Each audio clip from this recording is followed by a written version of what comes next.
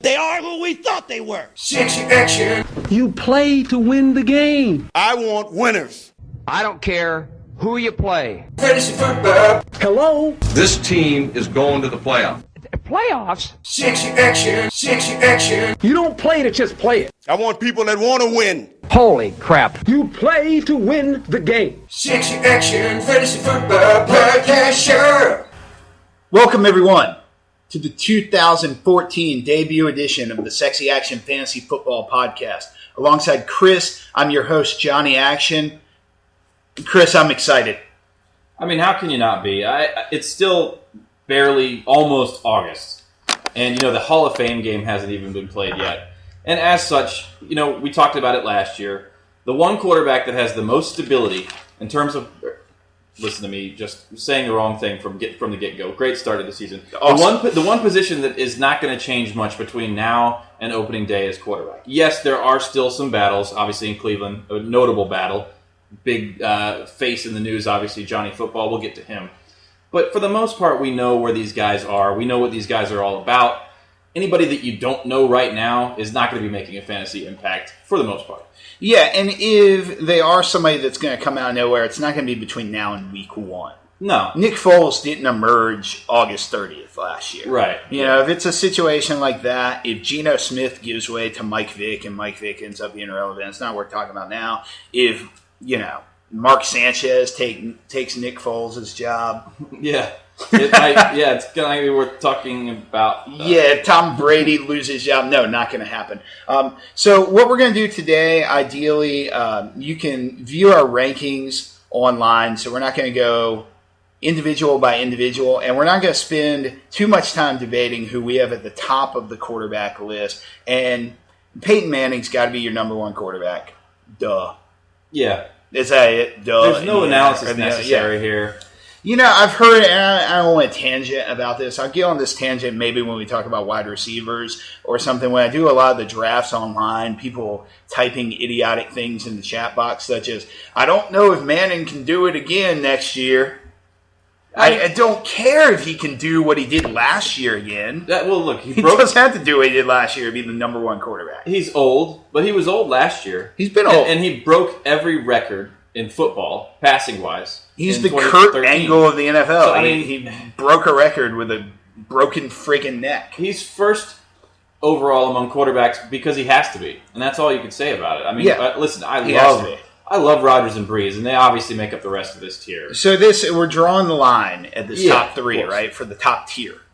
Mm-hmm. Manning, Rodgers, Breeze. Now, these are the only guys you're taking early in the draft, I think. How early are you taking these guys in the draft? Where do you draw the line? Well, I think it's very important to know whether or not your league is scoring 4 points or 6 points for a passing touchdown. Okay. That's probably one of the most important things that you can do when you enter a fantasy league is check the settings in general. But one of the things that people love to mess with is how many points those touchdowns are worth.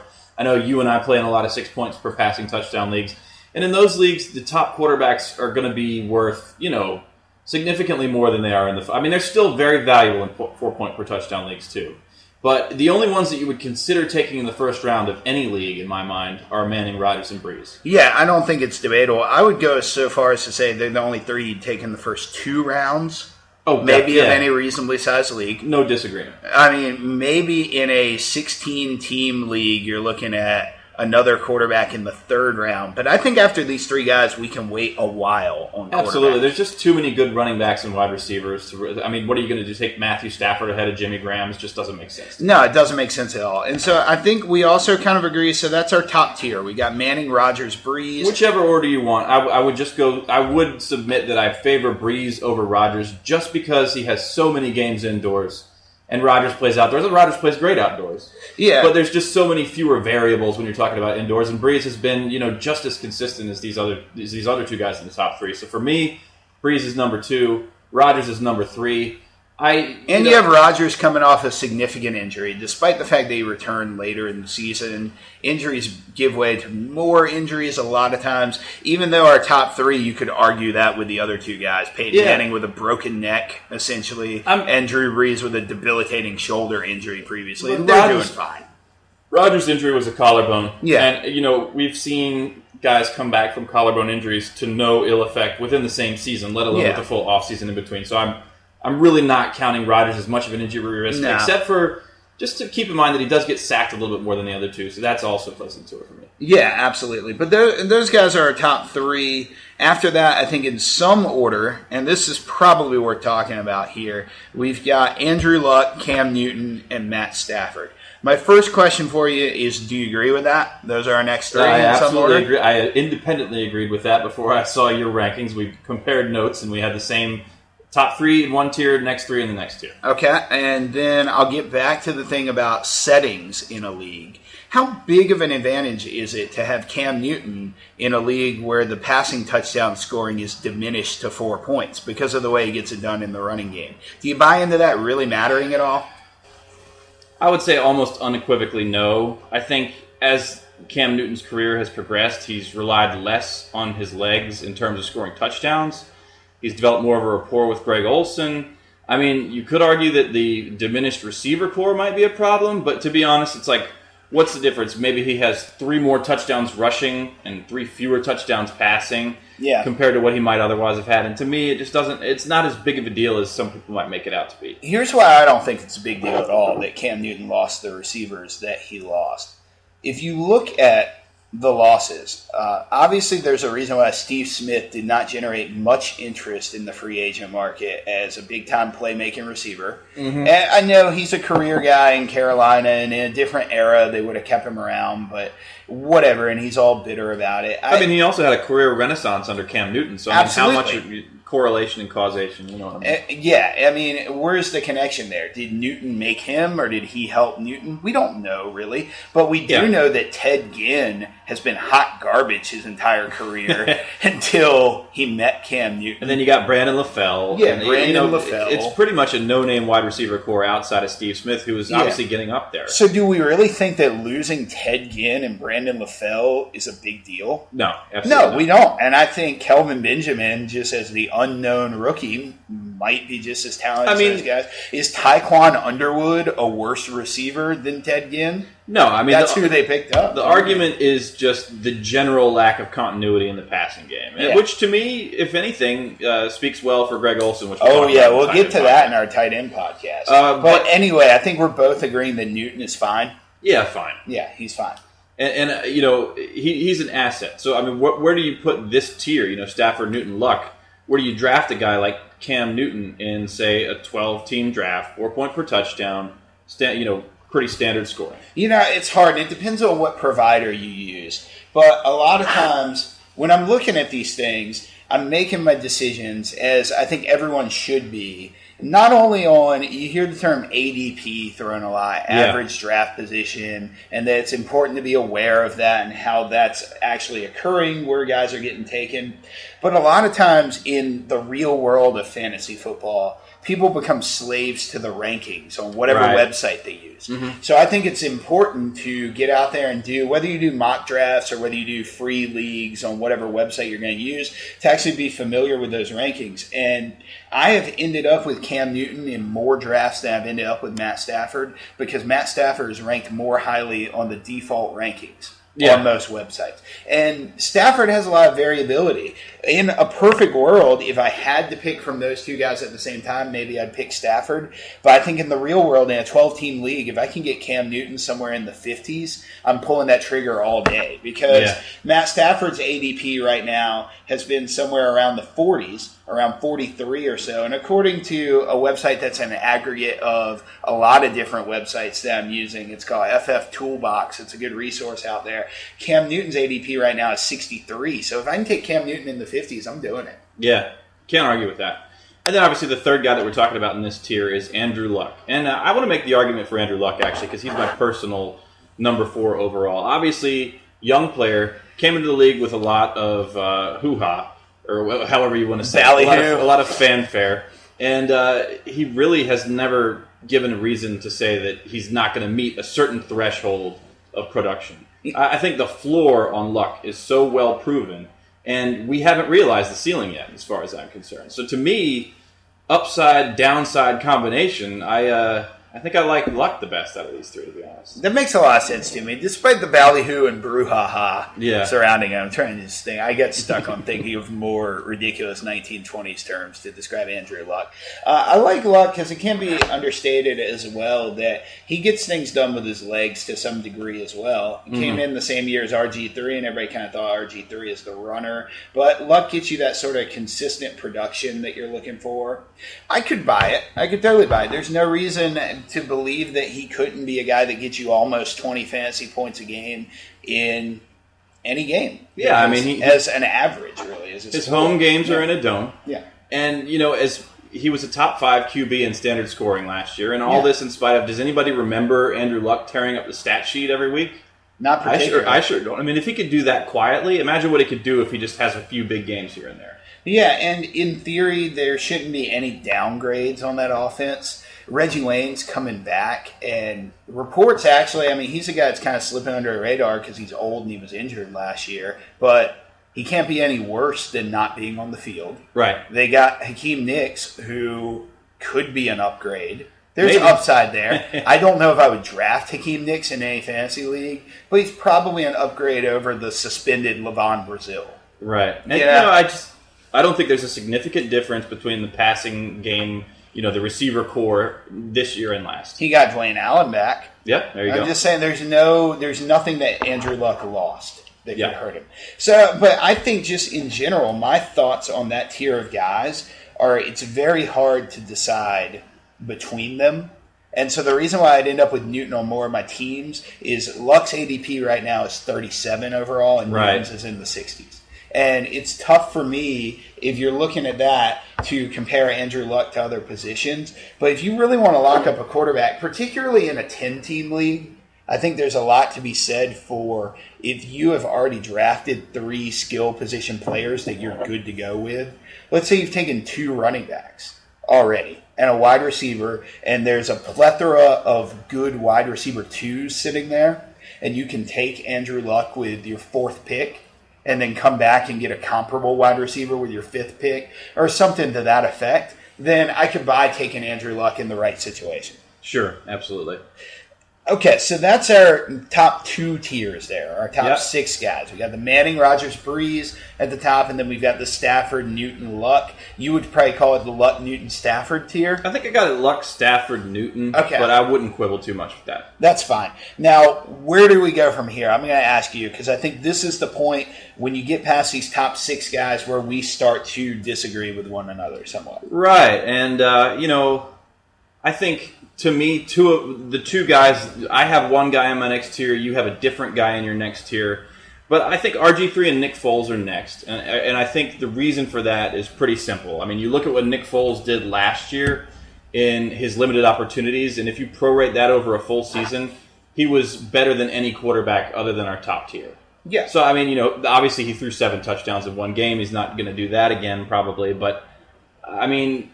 Just all things considered, what Nick Foles did last year, pretty much out of nowhere, was one of the more impressive feats of 2013. Yeah, it's hard to argue with that. And some people point to the fact that Nick Foles was not good the year before. Right. He didn't win the job in camp, so how good could he possibly be? Well, this was the first year he had Chip Kelly. I was going to say, he had an entirely different head coach. Previously. Now, he does lose Deshaun Jackson. There's a lot of ways to go with this. I think overall there's no reason to really doubt Nick Foles at all. You just haven't seen a long track record from him, or for that matter, from Robert Griffin III. Right, and I mean, if you had, then either of these guys would have worked their way into the previous tier. Yeah, absolutely. And I mean, you're already talking about the 7th, 8th, and 9th quarterbacks here, or 7th and 8th, I guess we should say. Yeah. And at that point, half the league already has their starting quarterback, so you're not even talking about taking an elite quarterback. You're literally the bottom 50% of your league, unless you're in like a really deep league in terms of taking your starter, and you're getting a guy like Nick Foles, who was fantastic last year, or RG3, who was fantastic in 2012. Now, in RG3's case, I mean, obviously you had the torn ACL at the end of 2012. Yeah. And that was does anyone think that didn't affect his performance last year? No. And, reports out of camp are that he looks great. I've heard tell that the knee brace was really constricting his ability to run last year. I completely buy into that. As a Washington fan, I completely buy into that. And obviously, look at his receiver core. I mean, Pierre Garçon led the NFL in receptions last year. Deshaun Jackson is the NFL leader in touchdown receptions of 30-plus yards over the last 5 years. And then Jordan Reed is one of the most talented young tight ends in the league if he can stay healthy. Alfred Morris is still there, who rushed for 16 touchdowns in 2012. I just don't know what's not to like about this Washington offense, except obviously the injury risks for some of the players involved. But the upside is just through the roof. I mean, you're talking about a guy who, for much of 2012, was the number one quarterback in fantasy. And I don't think any of us should forget that. No, I don't think so either. I'm also not sleeping on Andre Roberts. There you go. Being added as a target in that Washington offense. He's a guy I'm kind of maybe looking at in my 16-team PPR league as like a last-round kind of guy. I think he helps RG3 more than he helps himself in that offense. And you know what? This is kind of going off on a little bit of a tangent, but I think Andre Roberts is going to be the guy to look at if, say, Jordan Reed goes down. Yes. Because you're talking about the general third option in the offense, and that can be accomplished in a lot of different ways. And if they have to change the formation with more three wides, obviously we know that Jay Gruden did that a lot in Cincinnati. So there's no real reason to doubt that that's a possible solution in Washington. There's a lot of reason for optimism. Yeah. With RG3 this year. So I could buy those two guys being here. Is this the point in the draft where you start thinking that you have to draft two quarterbacks, or have we not reached that point yet? Because with any of those top six guys, Manning, Breeze, Rodgers, Luck, Stafford, Newton, I'm not taking a backup quarterback. Right. Are you taking a backup quarterback with, say, RG3? It depends. I think it really, if it's a 12-team league, maybe, and if it's a 10-team league, probably not. It all depends on how easy he's going to be to replace if, for some reason, he gets hurt. Because, I actually sort of think Kirk Cousins would be a viable replacement if RG3 got hurt. Yeah. Could he put up a year like, say, Phillip Rivers put up last year just by everything kind of coming together magically? He would have the weapons around him to do it. So in a 10-team league, I think quarterbacks are going to be eminently replaceable. In a 12-team league, maybe not so much. I'm not particularly worried about RG3, but I think this is probably the point where you're at least thinking about a second quarterback on your roster. And I hadn't really thought about this or planned to say this, but if you're in one of these super huge leagues, maybe a 14-team league even, or a 16-team league, and you have a lot of league mates that draft backup quarterbacks, and you're an RG3 owner, I'd spend a last-round draft pick on Kirk Cousins. Yeah, why not? I probably would, because it's either, are you going to take him, or are you going to take Geno Smith as the RG3 backup? Someone who you're never going to play. Yeah. Alex Smith, honestly, in that scenario where a 16-team league, everybody's taking backup, Alex Smith will be gone. He might be starting for somebody. Yeah, if 10 teams have a backup in a 16-team league, which I saw that last year. I started Jason Campbell at times in a 16-team league where I was an Aaron Rodgers owner. So just something to think about. You got to kind of open your mind to stuff like that. I think it's debatable, and I think it does depend on the league situation. Who else do you like here? I think I could buy Foles and RG3 being 7 and 8. I have another guy I could argue for, but what do you like around here? This is where I think we are going to disagree, because I think, I see who you have on your sheet in that tier. I have a different guy. I have Matt Ryan, because last year was kind of a train wreck all around him. I mean, really, there was nothing not to like about the Atlanta offense, especially the passing game, before Julio Jones went down. And then he was kind of the piece of the puzzle that, once it was missing, kind of ruined the whole picture. And it wasn't that Matt Ryan didn't acquit himself admirably under the circumstances. He did. I mean, this is a team that last year was one of the worst offensive lines in the league, and they've made improvements.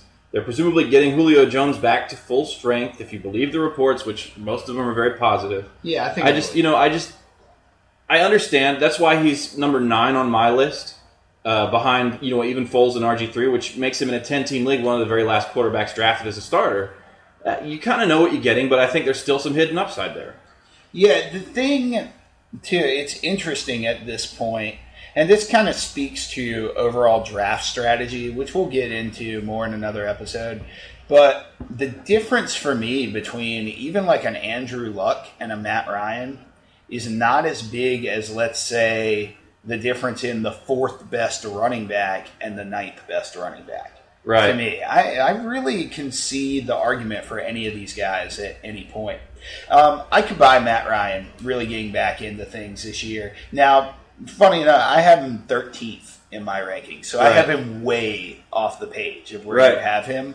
But I'm also, my 10th through 14th guys, I kind of just putting names in a hat. You almost don't care. Yeah, I almost don't care. If I'm in an auction draft, I'm going to kind of take what comes to me in terms of those guys. And But the one guy that I want to fight to get up here is Tony Romo. All right. And the reason why I like Tony Romo really is because there's nothing to not like tangibly about his situation improving this year. Dez Bryant, and I'm going to support Dez Bryant when we talk about wide receivers. I think you historically love Dez Bryant. Right. Is a huge weapon. DeMarco Murray quietly just kind of stayed healthy and was very good Relatively speaking. all year last He year. missed a few games, but he was great down the stretch, so he made up. Yeah. He was so great down the stretch that without preparing and looking that up, I didn't even remember that he did. But yeah, you're right, because it was all because Dunbar was hurt too, and then Joseph Randall was a thing. Yeah. Yeah, that did happen. Okay, at some point. It's been a long off season. Yeah. Yeah, but so he's got all his weapons, and speaking of that, they're talking about getting Lance Dunbar involved in more of a Shane Vereen-ish kind of role, if I believe what they're talking about. Which I don't, but that's okay. Okay, that's fine. He's got Jason Witten, who all Jason Witten does is catch like almost 100 balls 90 every plus. season historically. And Terrence Williams should break out if you believe what always happens with second-year wide receivers. I just really like the situation for Romo. There's a lot to like. You know what I don't like either is the Dallas defense. Right. I think they're going to be in a lot of high-scoring games because I don't think they're going to be able to stop anyone from scoring 28 points or so a game on them. Yeah. So, I mean, basically the big difference here so far, main disagreement, is you like Romo, I like Ryan. Yeah. I think that could go either way. I mean, I've got Romo 12 on my ranks, which is relatively where you have Ryan. That's fine. So, anyhow, let's talk about, some of the guys that we agree on. My number 10 and your number 10. And this is, we're definitely in different tiers for both of us. This is really fourth tier. Yeah. This is the last guy who's going to be picked as a starter in a 10-team league, Tom Brady. Yes. And, a lot of it is going to have to be taken on faith. I mean, he wasn't very good last year. There was almost no continuity in his wide receiver core. Forget year to year, like week to week. Yeah. And obviously he was without Rob Gronkowski for a big part of the season. But this year, are you a little bit more optimistic about Gronkowski? Because that's going to be the one player that's going to make the biggest impact on Tom Brady's performance. Yeah, I think your opinion on Brady should equal your opinion on Gronkowski. And at this point, we did mention that at this point in the summer, none of these guys have injury concerns and anything that can affect. I really think the only one that does is Tom Brady by association with Rob Gronkowski. But they're so shrouded in mystery in New England, we're not really going to know the truth about Gronkowski really anytime soon. Yeah. He's not on the PUP list, though, so I think it's looking inarguably better than last year at this point. Well, last year he had kind of a mysterious injury that just wasn't getting better. I think it was a fractured forearm that he came back too soon. He refractured it.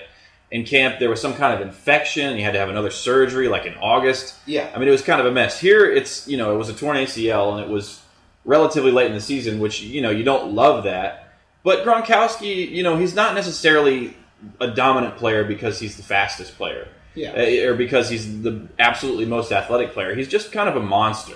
And maybe that's kind of oversimplifying it. Maybe, I'm not a doctor. But there's a little bit more optimism here when you're talking about an injury that we've seen a lot of players come back strong from in relatively short time frames. So, I don't know. I just feel like this is something that we know a little bit more about. I'm a little more optimistic on Gronkowski, if not for week one, at least for the bulk of the season. Yeah, and the other thing you like about Brady is you've seen a full body of work from him. So many times. In contrast to Foles and RG3. Yeah. If you really want to hitch your wagon to Brady, you've got going for you the fact that other than the year where he got hit in the knee, the first game of the season went down, he's played 16 games in every season where he's been a starter full time. Yep. That's it. And so you've got that going for you. He averages 20 points a game fantasy-wise most years. He didn't last year. But like you said, last year, you were flipping a coin between Kimbrell, Tompkins. They signed Austin Collie last year. Yeah. And he actually played. Right. That's how much it wasn't going good. Yeah, at times. They for signed Tom Danny Brady Amendola ostensibly to replace Wes Welker, and Amendola, what did he play, like 3 or 4 games? That was so stupid. He might have had 1 or 2 good games. Still stupid. Yeah. Obviously, they should have stuck with Welker for basically the exact same price, who had a pretty darn good year in Denver. Yes. So, But I think is we like 2020. Brady here, and I think the thing that we like about Brady is the value you can get with Brady. And still the upside, I think. Yeah, and we like the upside, but his ADP is 86 right now. Yeah. Overall, And it just depends on your league, too. You got to know your league mates. If you have one dude from Boston in your league, he's going to take Brady in like the 5th round. Yeah. And that's fine. Let him have it. So what? Let him have it. Yeah, let him have it. But if he's don't get into a bidding war and then win an auction. Yeah, it's not worth it. Just let it go because you've got other guys right around here. The next guy that I have at my number 11 is Russell Wilson. Right, I think this is coming up here at this point. Yeah, or we go way off track at this point. No, I think we're in the same tier here. You know, this is around where I have guys like Kaepernick, Romo, Cutler, Russell Wilson. That's actually the order I have 11 through 14. Okay. Go ahead and make your argument for Russell Wilson, and then I'll try to debunk it. My argument is, and I always start by refuting the argument. The argument against him is going to be that they don't throw the ball very much. Yep. My argument is pretty good argument. My argument is I don't care. He's the quarterback of the best team in the league. Yep. So he's going to be successful. He was successful. He was a viable fantasy starter last year. And at this point, that's all we're talking about. We're talking about the number 11 quarterback. We're talking about a viable fantasy starter. But I guess give me the reason why he won't be starting on any of your teams this year. I wouldn't even go that far. I never would say everybody's got their price. As Ted DiBiase says, Russell Wilson is a great football player. I don't think anybody would ever dispute that. He might be one of the top 5 quarterbacks in the league, but I kind of look at Russell Wilson like I looked at Tom Brady early in his career, which is to say that people were so high on him as a football player that they forgot to really look at how that necessarily translates to fantasy. And I mean, I was a Russell Wilson owner last year, so if anybody knows what it's like to watch a team run it 4 times on 1st and goal from the 1 yard line, I mean, it was the most frustrating thing. Now, are they eventually going to trust him more now that he's won a Super Bowl? I mean, look at the formula from last year. What incentive do they have to really change that? I mean, you could make the argument that, look, Percy Harvin, presumably healthy all season. He's such a weapon. Percy Harvin runs the football, too. I mean, Percy Harvin's going to score some rushing touchdowns. They lost Golden Tate. I don't really care. I guess it just all comes down to there's no real reason to think things are going to change that much from last year. Yeah. And until then, I think he's really going to be a guy who is overdrafted based on his real-life ability. But that being said, if I'm comparing him to an early career Tom Brady, there was that moment in Tom Brady's career where he went from being simply a great quarterback to also being a great fantasy quarterback, and that always could happen with Russell Wilson. Russell Wilson, in what I would consider to care about, I would call him the 9th fantasy quarterback in standard scoring last year. The reason why I say that is he actually finished 8th, but the whole Nick Foles not starting a full season thing, I'm just bumping Nick Foles. Well, and Aaron Rodgers. Which is fine, and then you lose Aaron Rodgers. So, we'll call him the 10th best last year. Right. But we're just kind of assuming Brady will improve. So, I kind of think I don't love having him as a starter. I'm getting another quarterback if I have Russell Wilson. Now, in some drafts I've done where I've picked up Romo kind of late, Russell Wilson or Colin Kaepernick are the kind of guys that I like to pair him with. Who else do you like around here, though? Do you like Kaepernick in this ballpark? I do. I mean, I still think that he's got that fantasy-friendly skill set. I'll compare him to RG3 in that way. I mean, he's obviously had some monster games running the football. Obviously, that playoff game against Green Bay a couple of years ago, a couple of times last year. And I think the talent is still there. Last year was a disappointment. There's no getting around that. But if you look at last year and the year before and you kind of even them out, I still got him just outside the top 10, which obviously not even good enough to start in a 10-team fantasy league. Yeah. But he's got so much upside that I can't rank any of these guys below him, above him. And I still like Kaepernick better than Russell Wilson, but I think that's going to be an argument that we're having until September, I think. Yeah, I think so. It just kind of lends itself to pretty natural argument there. The weird thing is, if you're in like a keeper league and you had Kaepernick or Russell Wilson, you could keep them really cheap. Yeah. I would feel fine about having either of these guys as my quarterback. But if you have a chance for a clean slate, I just think with guys with a similar ADP like Romo and Brady, I think there's more upside. Yeah. I could be wrong. I could be dead wrong. But I just think the style of play in San Francisco and Seattle with the defensive ground game oriented teams. Say what you want about San Francisco losing running backs like flies in the past week or absolutely. so. I don't really care because if Carlos Hyde is the guy, they're still going to run the crap out of the ball. Right. So That just kind of is what it is for me.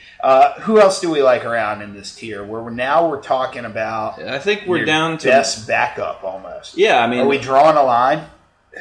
Almost. The next guy that we have is the 13th guy on each of our lists, and I don't even know if I want to draw a line. I think I kind of want to lump him in with the rest of these guys because you cannot argue with the set of weapons that he has around him. The only thing you can argue with is his health.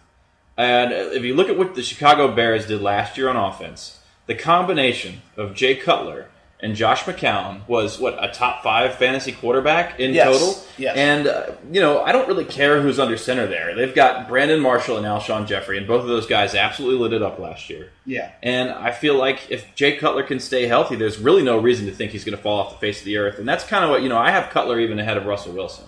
Yeah. And we talk about, Russell Wilson kind of there's so many of these guys that on a per-game basis outplayed Russell Wilson. He just, he just happened to be healthy for all 16 games. Yeah. So in any given game, I'd much rather start a guy like Jay Cutler because I know that the philosophy is more conducive to throwing the ball in the end zone. I know Matt Forte is a huge asset in the passing game in a way that Marshawn Lynch is not. And I know that, Chicago, there's really nothing to doubt about just overall production. Yeah, I think everything's trending upward for Cutler. The argument against Cutler is the concerns are with his health, obviously, and with him actually stay on the field. In standard scoring, he's never averaged 20 fantasy points in an entire season in his career, 20 fantasy points per game. Right. But I don't really care. I think he's going to be better than he's ever been before. And I fell for this 2 years ago. Right. When Brandon Marshall first came back to town. It's getting kind of cool in fantasy drafts. It's the hip new thing to sort of downgrade Marshall for some reason almost. Right. Mm-hmm. A lot of people have him ranked near the end of their top 10 of receivers, even though I think he should be closer to the top 5. But either way, I think you have 2 top 15 receivers there that he's working with. As far as Marshall is concerned, I think it's kind of similar to what we saw with Julio Jones and Roddy White just a couple of years ago, where people were jumping off the Roddy White bandwagon like it was going out of style. And he's still there. And he was still fantastic. This year maybe not. Maybe I'm starting to more agree with those people because he's not getting any younger. But, we're already off the rails a little bit. But I think that's kind of what's happening with Marshall. And, I still have him in my top 10, sure. Yeah. And the argument before, 2 years ago, I think we had this discussion about Cutler. And I said something to the effect of, well, if Marshall's a top 5 receiver, how can Cutler not be a top 10 quarterback? And unless I'm admitting this, you said something to the effect of because he throws every single pass to Brandon Marshall. At that point, 2 years ago. And now with Martellus Bennett actually being a really serviceable tight end as far as real-life tight ends go, and Matt Forte really shining, I think we've said everything advocating for Jay Cutler here. If I get Jay Cutler as my quarterback, I'd like to pair him with Tony Romo. Yeah. And I think that's very doable based on their ADP. They're both getting drafted in the 90s. I've had some drafts where back-to-back in the 8th and 9th rounds, I've taken both of them. And I'm very happy with that. If you get both of those guys, I'm pretty darn confident you're going to end up with a quality starter. I don't know which one it's necessarily going to be that you're going to prefer, but one of them is probably going to come. The rest of my team looks so good when I do that, too. Yeah. I can't wait to talk about overall strategy. Right. But at this point, I think we're now talking about backup quarterbacks, right? Sure, I think so. So here's the provocative question I have for you. I think this is the only thing worth talking about. It's not worth talking about why Eli Manning is a backup fantasy quarterback. No. If you don't get that, then you just don't get it. Because, look at what he did last year. Now, I'm optimistic for improvement. The team overall, blah, blah, blah, whatever. If you don't get at this point why Ben Roethlisberger is only a backup fantasy quarterback, despite the fact that he's a guy that can plug and play a few games, he's going to be who he always is. It's whatever. Yeah. Josh McCown's a backup fantasy quarterback because he's only shown us something 1 year and he went to a team that was not excellent last year. Right. Alex Smith is a backup fantasy quarterback and that's being nice. Yeah. Geno Smith is a backup fantasy quarterback in a 20-team league. But why are Andy Dalton, who was 4th overall amongst quarterbacks last year, I'm going to lump these two guys together, and Phillip Rivers, who was 6th overall amongst fantasy quarterbacks last year. Why in the world are those guys backup fantasy quarterbacks this year? The shorter answer is because I don't believe it. Okay. And I'll take them one at a time. For me, Dalton, he was the ultimate feast or famine fantasy play last year. that I've probably ever seen at the quarterback position. I mean, he had some absolute monster games, and then he had some single-digit fantasy point games that absolutely killed you. Yeah. And, I mean, I don't know. As a whole, he was still the number 4 fantasy quarterback. I cannot argue with that. It's just, I don't know. Maybe my reasoning isn't great. I mean, do you have anything to add? I don't like the cut of his jib. And All right. for those of you that have not listened to us in previous years and you listen to other more well-known fantasy football podcasts, I've been using that phrase for years. Since day one. I started it in Yeah. the fantasy football podcast industry. Here's why I don't love Dalton. Yeah, but if you had him on your team last year and you won your league, maybe you're going to keep him because in week 16 against Minnesota monster. was his 366 and 4 touchdown game. But other than that, he really only had what I would consider to be maybe 4, maybe 5 big games. And Right. usually I classify a big game as being either 3 touchdown passes or 300 yards passing. But Right. sometimes that's debatable when, like, against Cleveland in week 11, he had 3 touchdown passes and 93 yards passing. Right. And 2 interceptions. Right. How do we advocate for the guy being an excellent quarterback based on that stat line? Yeah. It just doesn't make a whole lot of sense to me. It's almost the flip case Yeah. between that we made for Russell Wilson. I just, taken as a whole, Andy Dalton put up great fantasy numbers for the season.